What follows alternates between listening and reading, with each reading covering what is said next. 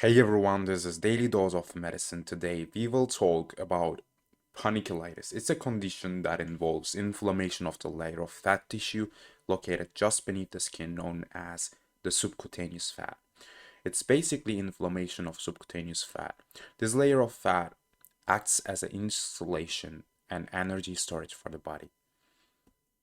This inflammation can result in various symptoms including tender, red, and often painful nodules or lumps on the skin. It can be triggered by a variety of factors like infections, trauma, or injury to the fatty tissue, systemic diseases, medications, and enzyme deficiencies. Some of the more common causes include bacterial fungal infections, autoimmune conditions, certain medications, and conditions affecting fat metabolism.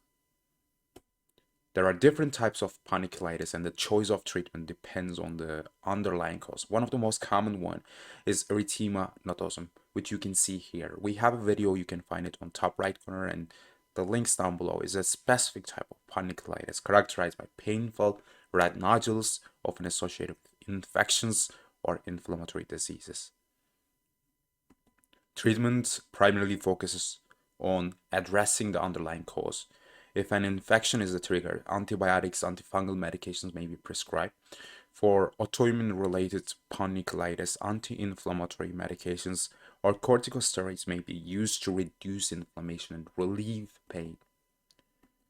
If you suspect you have panniculitis or experience painful lumps or skin changes, it's essential to seek medical evaluation. A healthcare professional, often dermatologists, will examine the affected area, perform diagnostic tests, and determine the appropriate treatment plan.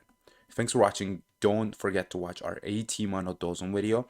Don't forget to watch our rosacea video, and see you on the next